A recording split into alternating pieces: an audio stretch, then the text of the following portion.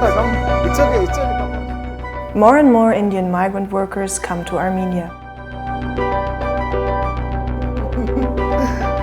don't have their passports.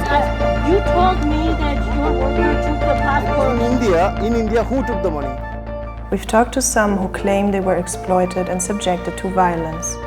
Salary passport not given. Is it right or not? Is it true? Is it true? Answer question. Hetq investigated what draws Indians to Armenia, how they find work, and under what conditions they live.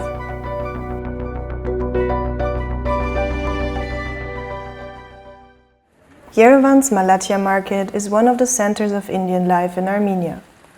Last November, Armenia's Minister of Economy said that 20 to 30,000 Indians live in the country. Indians are now the second largest group of foreigners in Armenia after Russians.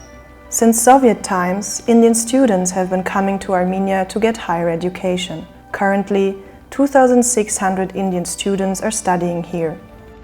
In 2017, the Armenian government decided to change the law to make it easier for Indian citizens to get a visa. Yeah, Armenia is good, the climate was too good and the people are very friendly with me. Since then, their number has increased, especially of those who work. Hetq visited several hostels in Yerevan where Indians live in basic conditions but pay high rents.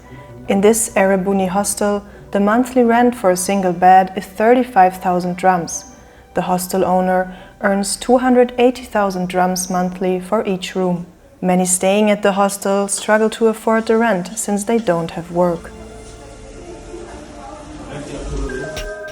Ishan Kumar came to Armenia in the beginning of 2023 through a company called Find Your Progress. A friend told him he could earn good money in Armenia. He said, I earn a lot of money from here, $1,000 per month. And Kumar did have a job, but that doesn't mean his situation was easy. Find Your Progress operates one office in Armenia and one in Kerala, India. The company claims to provide amazing salary and benefits, a highly attractive compensation package that ensures that employees are rewarded for their hard work and dedication. Kumar tells us a different story. His new home in Armenia was a hotel called Cherry, some 30 minutes from downtown Yerevan. Patrick! Hello? Patrick! Go to hell? You are telling me go to hell? Cherry Hotel is run by Raihan Sainalabuddin and Anna Petakchian. Find Your Progress LLC is registered under Petakchian's name at the address of Cherry Hotel. Like most workers we spoke to, Sainalabuddin hails from the Kerala region of southern India. In 1970s, when the Gulf opened up, a lot of the low-skilled people from the North Kerala were able to go and then make some money and send the money and build their life in Kerala. Today, the profile of migrants has changed, Rajan says. It is no longer the very poor, but the middle class. He calls them aspirational migrants. Aspirational migration means they are not either migrating because of poverty or unemployment. They want to improve their lives in foreign countries. Raihan Sainalabuddin was once such an aspirational migrant. His father owns a jewelry store in Kerala. He came to Armenia to study medicine, and in 2021 he registered his first company, Utop International, to facilitate the admission process for Indian students to Armenian universities. Sainalabuddin is renting Cherry Hotel since December 2021. His current business partner, Anna Petakchian, already operated a similar setup in Russia. But you can connect with your agents. No, they don't answer the phone calls. Halfway into our investigation, we receive a message from Petakchian. We plan to contact her before publishing our findings. Act like a man, she writes. My lawyer is filing a complaint against you. Wait and see. The next day, we speak to Petakchian for over an hour. She agrees to meet us for an interview. On January 18, we meet Petakcian and Sainal Abudin at Cherry Hotel.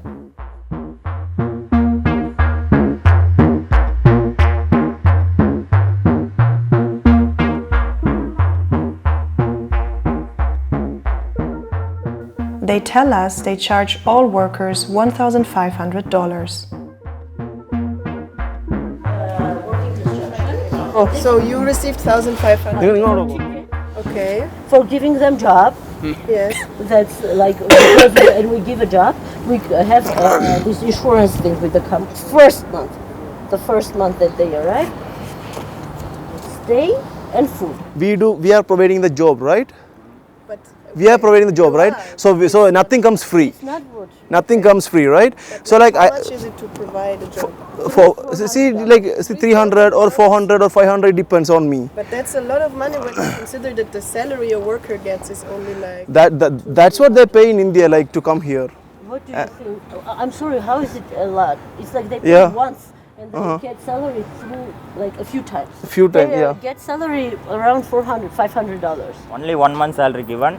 19 days. 19 days salary given. Several workers join our conversation, eager to talk.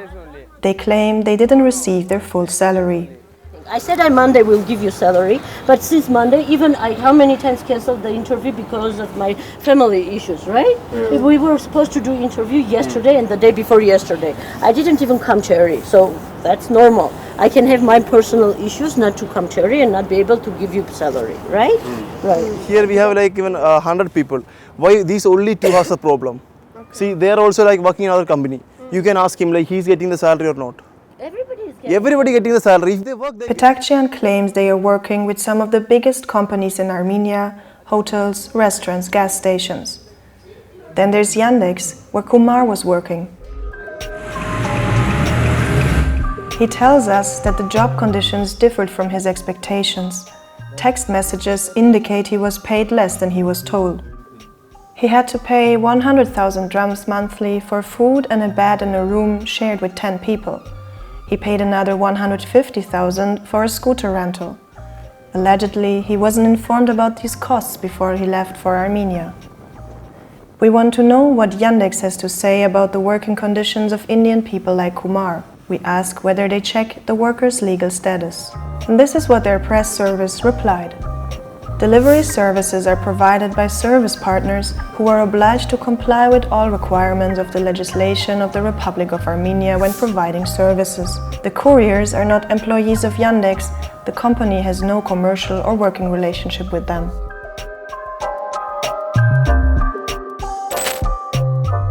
Kumar no longer lives at Cherry. He had an accident riding his scooter and then wanted to change jobs. He was jobless for several months, couldn't afford the rent, and had to go into debt with his agents. Kumar wanted to leave Cherry, but he says his agents took his passport. He says to get it back, he had to lie to them. It goes to second year, I have to pay. The three other workers say they had another agent in addition to Petakcian and Sainal Abudin. in India, who took the money? 300,000 INR, right? How much I take? How much I take? 1,30,000 or 1,40,000. That means like $1,500. Instead of that, they took in India $3,500. For offensive, there's like 3-4 agents in between. In between. There's like before coming to us, there's like another 3-4-5 people in between. It's like a pyramid. Up there, they don't take responsibility for anything. When they come here, already they become our problem. How do you think I'm supposed to like all do by charity? Petakcian says the workers had jobs, but they were fired because they didn't show up for several days. The workers say they weren't fully paid and their passports were taken away. Police. Police? 3%. No social card, no TRC, no other documents. They took your passport, you say? Passport hold on. Now she has passport. Raihan. Raihan has passport now. Anna. Since all of these All of the months. Salary passport not given. I don't have their passport, so please make sure. No, I don't keep their passport. I don't have their passport. Their agent has their passport. Tell their agent to give it to them. I don't have it. I cannot give it. I cannot provide it. I don't need their passport. I sign contract. With all my workers, I have a contract. Bring all the contracts with workers. It's in English. We take the passport to make for them resident card. And after that, we return the passport. But for them, we were not supposed to make anything, and we did not take their passport. Petakjian claims their other agent has the passports. We speak with this agent by phone. He insists the passports are with Petakjian and Zainal Abidin. Call him right now. Call him right now. Call Patrick right now. Will they answer? No, he's in India. They will not answer their calls. They even put them blacklisted. What happened here? It's not with me. The Patrick, here, can I talk? Hello Patrick, how are you? I don't have their passports. You told me that your worker took the passport. My reputation, right? Yes, prove it. Yes. Prove it. No, you said you have a proof. Patrick. There is in my office. Patrick. He is sitting there. Patrick. And he's Patrick. making, Hello. Patrick.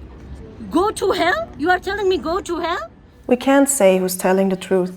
In any case, it is clear some of the workers don't have their passports. We speak to many Indian workers and hear similar stories. They tell us they paid large sums to agents, claim they didn't get a job or didn't receive the promised salary. We want to find out under what conditions such cases could be considered trafficking. We meet with Sophie Bostanchian, who heads Armenia's Department of Human Trafficking and Women's Issues. There are specific points defined by law to be recognized as a victim of trafficking.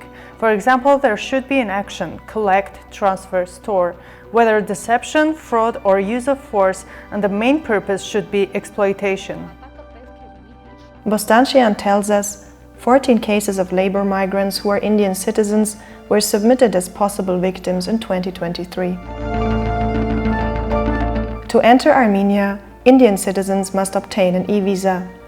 It can be issued for a maximum period of 120 days. If an Indian citizen wants to work, he must ask the employer to submit an application to obtain work permit and residency status at the same time. A 1-month deadline is set for the processing of applications, but we were told it currently takes up to 4 months. However, we learned that the original passport document is not needed during this process. A simple copy is sufficient. Passport is only the first step. Then comes the second, third, fourth steps, employing them without contract, then changing the conditions, the promises, initial promises, like instead of 20%, they withhold 60%, giving out new reasons, etc., etc. These are just regular indicators of trafficking. Anahit Manassian, Armenia's human rights defender, tells us they investigated a case in which the passports of several Indians were taken away by their employer. They met with the workers and addressed a letter to India's ambassador to Armenia. A criminal proceeding was initiated while the passports were eventually returned. We wanted to know what the embassy does to help its citizens. In December 2023, we met with Consul Aditya Pandey for a background talk. However, the embassy didn't answer our request for an official statement until publication. The same day we visit Cherry, a police record is leaked to the press in which it is documented that several Indians accuse Zainal Abidin and Petakjian of taking their passports. One worker claims he wasn't provided any work, and when he complained, Zainal Abidin beat him. The case was transferred to the investigative committee. The investigation is ongoing. We were told several times that Zainal Abidin allegedly uses violence. We were forwarded a group chat in which an Indian man claims he was beaten. According to his police statement, the man was taken to the basement of a hostel and Zainal Abidin ordered several men to hit him. They threw him on the floor, kicked him in the stomach and punched him in the head. Then they used a razor to shave his head and beard. We asked Petakjian about the case. She denies the accusations. The investigation is ongoing. We were also forwarded a screenshot of a chat in which Hetq threatens a worker who left Cherry Hotel to return to India. She writes, "Say thank you that I didn't come to the airport, otherwise I would stab you right there." The most difficult part to establish in trafficking issues is whether there has been a coercion. And coercion is, we're not talking only about physical coercion, might be psychological or might be mostly putting a person in a situation, a migrant in a situation, in a foreign country, that they continue employment. There are labor recruiters in your own country or the employers who want to get the cheap labor. There may be somebody who are ready to use this invisible labor force. I call them invisible. Not in the official statistics sometimes. They don't exist through papers. They don't exist, but they are working. Irdaya Rajan says there should be a joint political effort to improve the situation of migrants.